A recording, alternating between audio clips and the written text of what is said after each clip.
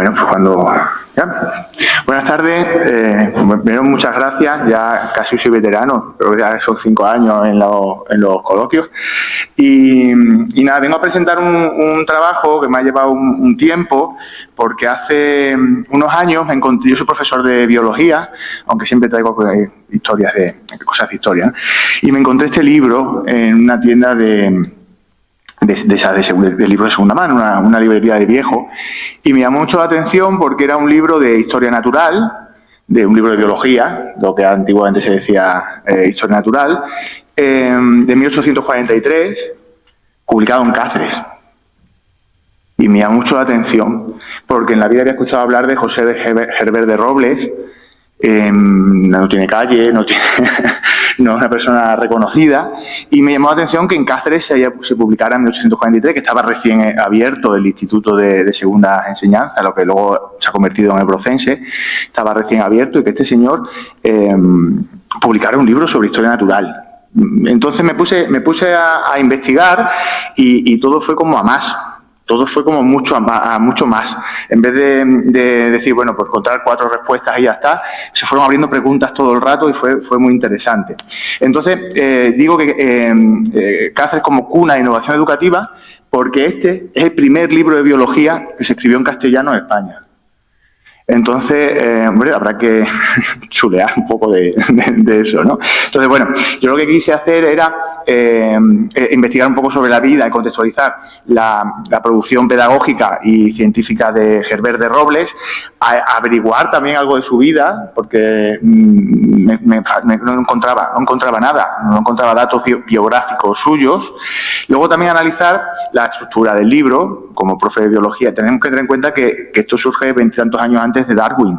Estamos hablando de un libro que no existía la teoría de la evolución todavía. Entonces, analizar un poco la estructura del libro, cómo lo componía, y luego ver si realmente tuvo impacto en su tiempo, y luego saber también por qué no tuvo impacto, porque aunque en su momento sí que tuvo un impacto, ¿por qué no es conocido este señor?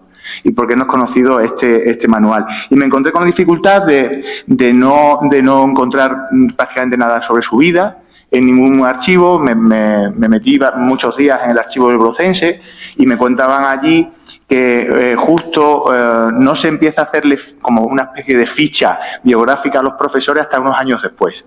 Entonces se contrataba, había una oposición y se contrataba a los catedráticos, en este caso el catedrático de Historia Natural, pero no existía una ficha con la documentación, con la biografía de los profesores. Se contrataban, llegaban y ya está, ¿no? Entonces me costó mucho encontrar datos sobre él, pero bueno, luego han ido apareciendo después de mucho pelear. Y bueno, también lo que planteo en el trabajo es cómo ha evolucionado el estudio de la biología, de la historia natural en los manuales a lo largo del tiempo en España. Entonces nosotros hemos dependido mucho, primero, evidentemente, de obras en latín. Evidentemente se estuvo utilizando hasta el siglo XVII el Naturales e Historia de Plinio el Viejo. Hasta el XVII no se tradujo al castellano, pero bueno, se utilizaba en latín, que eso era normal.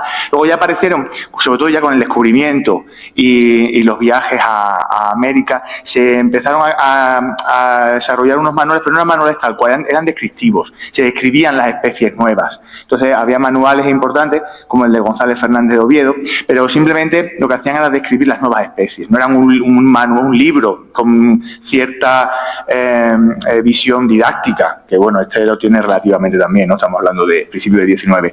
Y es verdad que luego ya en el XVIII, XIX, cuando se empiezan a abrir instituciones como el Real Jardín Botánico y se empieza a trabajar un poquito más sobre ya no solo la descripción tal cual, sino se empieza como a armar un poco, a darle un poco de sentido también por culpa entre comillas, de los trabajos de Linneo, de Cuvier, de Buffon. Se empieza a hacer un poco unos manuales, pero claro, el enciclopedismo total, es decir, son descriptivos y sobre todo hay una gran influencia francesa. No, todos los libros de historia natural nos venían de Francia. ¿Y qué ocurría? Que los pocos libros que había en España eran traducciones del francés. No se escribían libros en castellano. Se cogía un libro conocido o importante de historia natural en francés y se traducía. Eran totalmente teóricos, descriptivos, Evidentemente no se hablaba de la flora, ni la fauna, ni de la ellos llamaban a la geología, siempre se dividían en las tres ramas, ¿no? Botánica, zoología y mineralogía. No se hablaba de geología, eso fue posterior.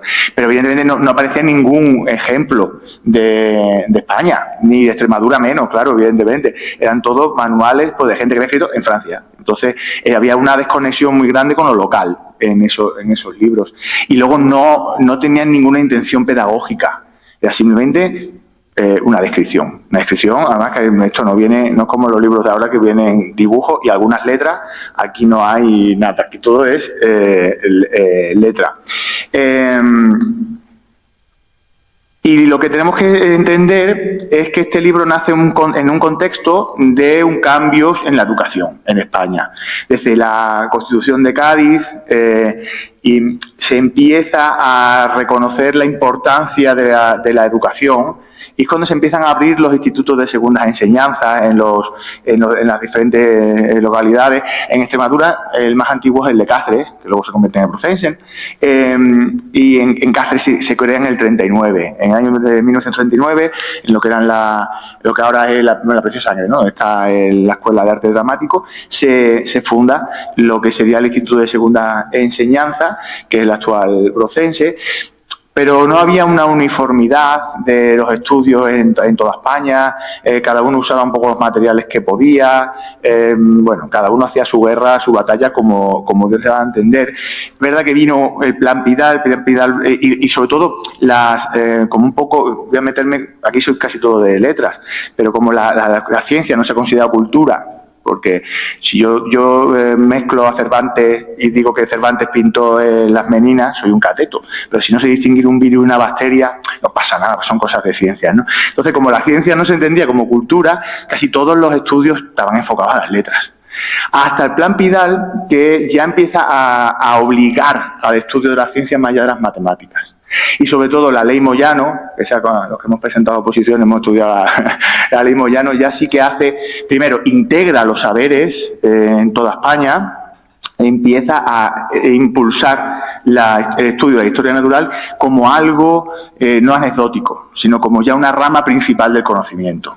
Entonces, a partir del 57, que ya este libro ya llevaba unos años publicado, entonces ya se instaura de verdad la historia natural como una asignatura obligatoria e importante en toda España, en todos los institutos de España. Pero ocurrió que en estas tensiones entre los liberales y los conservadores, pues no sé si nos suena algo. Todas esas fechas que tengo puestas ahí a la derecha son reformas de la ley educativa. Según fuese mandando uno más o menos, las leyes iban cambiando, la educación va cambiando, unos la abrían más, otros la cerraban más, y no sé, me suena me suena un poco el tema. No hemos cambiado nada, en el fondo. Y bueno, ya nos vamos a ver un poquito la figura de José Herbert de Robles. Lo que he podido encontrar de él ha sido la acta de defunción. Murió en Cáceres y vamos a entender por qué no es tan famoso o tan conocido como otros autores, porque muere con 29 años. Él muere muy joven, llega a Cáceres en el 41 como catedrático y fallece en el 45.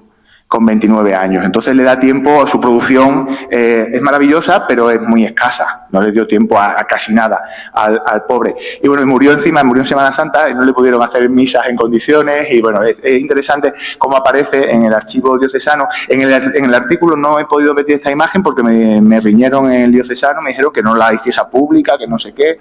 Bueno, pero aquí la presento y ya está. Pero en el artículo no lo he podido poner, muy a pesar mío.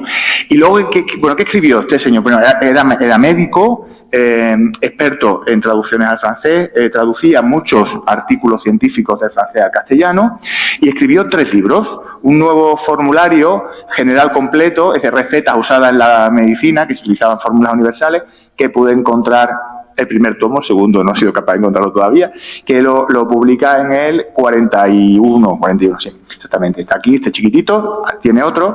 Luego publica este, que es el que vamos a hablar fundamentalmente, que es Elementos de Historia Natural para el uso de los establecimientos de la instrucción pública en España, que es el libro de biología, el primer libro de biología, el libro de texto de biología que hubo en España en castellano.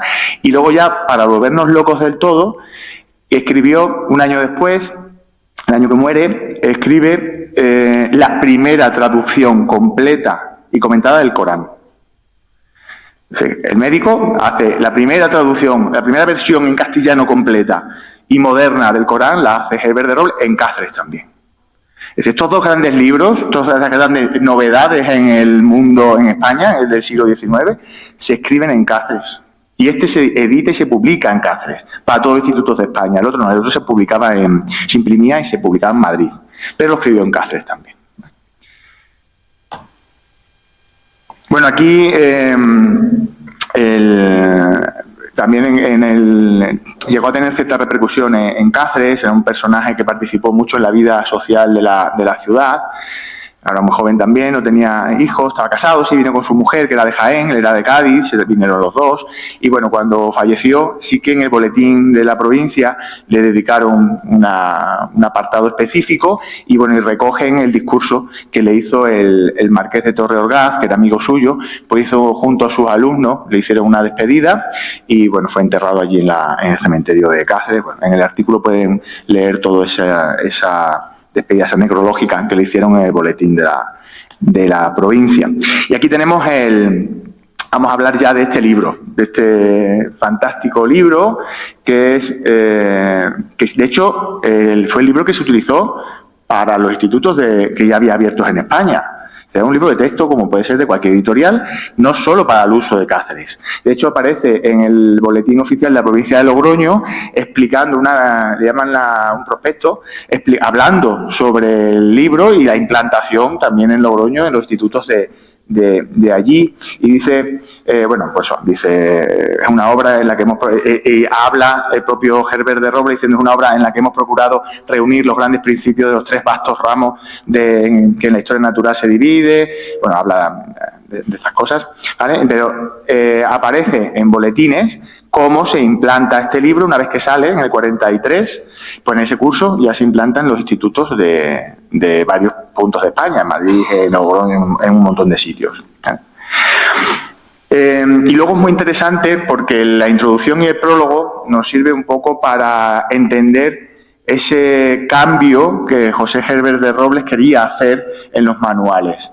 Entonces también es como un poco, hace unos planteamientos más filosóficos, religiosos. No podemos olvidar que aquí aún la ciencia está muy vinculada a la religión y no hay que acordarse de los problemas que tuvo Darwin con la Iglesia, ¿no? Entonces dice, por ejemplo, hace una crítica diciendo que nuestro país, eso aparece en el prólogo del libro, en nuestro país, que hasta ahora ha permanecido inerte en medio de los progresos científicos de las demás naciones y que en el día procura salir de este letargo, necesita más que ningún otro de tratados elementales que le proporcionen la fácil comprensión de los grandes principios de tan variada ciencia y le pongan en disposición de poder sacar partido de los luminosos escritos de los grandes autores. Luego, ahí es donde aparece, luego en otro párrafo, esa conexión con la religión, como que, muy bien, vamos a estudiar esto, pero para enaltecer al Altísimo, ¿no? Dice que el estudio de la naturaleza o de la historia natural es el más ameno, más útil y más filosófico que puede intentarse, capaz de suavizar nuestras costumbres y derramar en el alma una dulce tranquilidad que la conduce insensiblemente ante el trono del Altísimo. Bueno, esa introducción en el prólogo es muy interesante porque nos hace un poco la declaración de intenciones, bueno, el ideario que tenía Herbert de Robles, que no es otro un poco que el de su contexto, que tampoco nos sorprende en ningún momento. Y divide ahí tienen el índice, pues, en los tres grandes grupos de estudios que se hacía de la historia natural antes. Se habla de la zoología, con J, pero claro, las normas eran distintas. Se habla de la botánica y se habla de la mineralogía, en ese orden. ¿Y qué es lo que aporta el manual de Herbert de Robles? Que ya nos habla de ejemplos españoles y de algunos extremeños. Algo que hasta ahora nunca había ocurrido en los libros de texto, porque esos libros de texto eran traducciones del francés. Entonces, por ejemplo, cuando habla de zoología, habla del lobo cerval y del lince, y habla de las montañas que aparecen de Extremadura. Entonces, bueno, ya están haciendo una referencia que es inédita, es la primera vez que ocurre en un libro de biología. En la mineralogía habla de Puebla de Alcocer, del Esmeril, luego de granito, pues habla también que hay mucho granito en Mérida, no pasaría mucho por Marruecos y así el hombre, pero habla de los granitos de Mérida, que por primera vez hay referencias locales en un libro de historia natural. No solo Extremadura, evidentemente, con la visión que tenía de que el libro funcionase para toda España, entonces él diversifica los ejemplos, pero pone ejemplos de la península. Algo que es totalmente novedoso, no había ocurrido hasta este momento nunca en los libros de historia natural. Además de eso, que dice que es el primer manual original independiente de los libros franceses, incluye ejemplos de flora y fauna y de minerales españoles, peninsulares y extremeños. Sobre todo, es una innovación didáctica porque por primera vez en la historia, propone y habla de crear colecciones, de experimentar, de hacer excursiones, de salir a buscar ejemplares. Hasta ahora todos los libros o manuales eran descriptivos. Entonces simplemente cogían una planta, la describían, no sé qué. Aquí ya no. Aquí ya plantea una innovación didáctica muy alejada, que evidentemente se hace ahora, ¿no? Pero era como el primer paso de innovación didáctica. Y eso, la primera vez que ocurre es en este libro escrito y publicado en Cáceres. Aparece tablas, por primera vez, aparece un desplegable aquí con la clasificación del Linneo, que, bueno, que es delicadito, se puede rajar, pero bueno, van abriendo las páginas y tienen unas tablas muy bonitas, fotos, imágenes no hay, grabados o dibujos no aparecen en la primera edición. Luego sacaron 3 ediciones, que no tengo de las otras, no he conseguido ejemplares de la primera, y sí que aparece en la bibliografía que sí que tiene algún dibujito más, alguna tabla más. Eso también es la primera vez que aparece. Nunca se había dedicado los libros nada más que a poner texto y no a poner tablas explicativas. Y luego, sobre todo, no solo adapta la terminología por una traducción directa, sino que crea neologismos, crea nuevas palabras en castellano para expresar además ideas muy complejas en la biología. Esto, bueno, diferencia por primera vez el sistema, que es lo que sería la sistemática, y el método que se da filogenia. Es decir, hasta ahora se había clasificado los animales atendiendo a una serie de características y gracias a esas características tú lo ibas colocando como en cajones. Pero no existía la idea de la evolución que te hiciera crear ese árbol que te dijera que unos vienen de otros. Eso sería la filogenia. La sistemática simplemente es clasificarlos. Hasta ese momento solo se habían clasificado. Y hasta que no aparece la idea de la evolución, que es anterior a Darwin, había ya ideas preevolutistas, no se empiezan a encajar en ramas, como que unas especies salen de otras. Eso ya lo incluye Herbert de Robles y habla de el sistema, como nombrar a los animales, como clasificarlos, y el método, colocación de la especie según el sistema y el medio más fácil de estudiarlos. Ya por primera vez, sin tener la idea clara de la evolución, los va encajando como en grupitos. Como este tiene que venir de este es primo del otro, este está cercano al otro, cosa que no había pasado demasiado hasta entonces. Había pasado, pero no se le había puesto nombre. El primero que le pone nombre, que luego no se mantiene, porque ahora se llama sistemática y filogenia, lo del sistema y método es la primera vez que aparece. ¿Cómo diferencia el nombrar a las especies y clasificarlas, que son cosas distintas? Por eso aparece por primera vez en este libro. Por lo tanto, de sobra, me parece que no tiene la posición que debía tener este manual, que es súper importante. ¿Qué se estaba haciendo, qué se hizo posteriormente en los libros de historia natural? Pues justo un año después hay uno muy famoso que es el de Juan Vilanova, que lo saca justo 3 años después, pero es súper antiguo respecto al de Herbert de Robles. Vuelve a sacar un libro como los de antes, un libro otra vez descriptivo, siguiendo un modelo francés. Es decir, ya el plan Pidal ya se había aprobado y nos sacan un libro antiguo otra vez.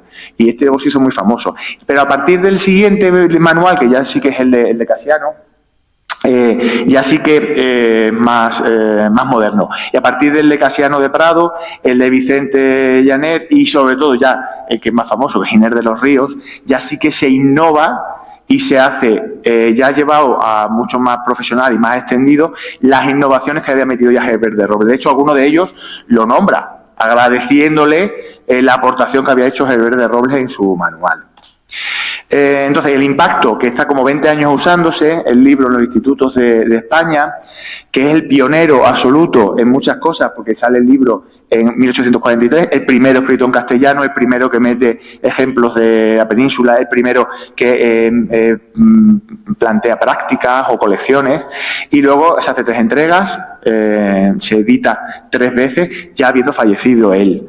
¿Y qué gran problema tuvo Herbert de Robles? Pues que había fallecido con 29 años, no pudo hacer la revisión él de sus propios libros y sobre todo apareció Darwin. Aparece Darwin, cambia la idea completamente de la zoología, bueno, la zoología, no, de la naturaleza completa, de la evolución, y él no está para poder adaptar el libro a las nuevas ideas. Por lo tanto, los nuevos libros le comen el terreno y desaparece la memoria, este manual y la memoria de Herbert. Luego, ya rápido, buceando por allí por el Brocense, pues encontré un montón de manuscritos suyos, que él utilizaba este método catequista, que es muy guay, porque la catequística, que es, él enseñaba, no tenía un temario, hacía 100 preguntas. Entonces, durante el curso iban contestando esas 100 preguntas y al final el examen era responder un par de ellas de esas preguntas. Le encantaban las gallináceas. Luego he ido viendo qué preguntaba cada año y siempre ponía las mismas preguntas. Ya le tendrían pillado los alumnos. Las gallináceas las pillaba siempre. Y luego, ya que me queda muy poquito tiempo, pues ya hablar de otra locura que hizo este señor, que es hacer la primera traducción moderna del Corán en el 44. Es un año antes de morir. El libro se llama Al-Corán o Dogmas y Doctrinas Civiles, Morales, Políticas, Religiosas de los Musulmanes. Y bueno, va un poco en consonancia con esa relación en esos años del siglo XIX, que hay un acercamiento a la cultura islámica de una manera muy curiosa, y él lo que hace es, traduciendo el francés, en este caso él lo admite, de la traducción de Cathy, no sé cómo se llama, no sé cómo se dice, ahí hace una traducción del francés, pero además lo completa, porque él lo que hace es una introducción biográfica de Mahoma, en la traducción del Corán, hace notas explicativas, no solo se dedica a traducir, sino que luego completa ese libro. Y luego empieza, importante, una perspectiva académica y no polémica. Él no se mete en fregados ninguno, simplemente describe, cuenta y ya está. Ese libro se considera, porque es el primero que está completo, el Corán, y además está documentado, está ampliado con la biografía, con notas explicativas. Entonces se considera la primera traducción moderna del Corán, y también se hizo en Cáceres, aunque se publicaba en Madrid. Bueno, ya voy a acabar. Bueno, lo importante que tenemos que decir que este señor, bueno, pues tenemos que agradecerle la innovación pedagógica, fundamental, el diálogo intercultural, porque claro, fíjense cómo sería esa pasión por lo islámico, y la profesionalización de una cosa que era ser profesor de ciencias, que tampoco estaba iniciándose esa idea de la persona naturalista que explica, porque era médico, él no era ni biólogo ni botánico, pero bueno, se especializó en historia natural. Y yo creo que ya muy justo, pues simplemente nada, las gracias y reivindicar una figura de alguien tan importante, que aunque era de Cádiz, pero ejerció su carrera en Cáceres e hizo cosas maravillosas en la ciudad de Cáceres.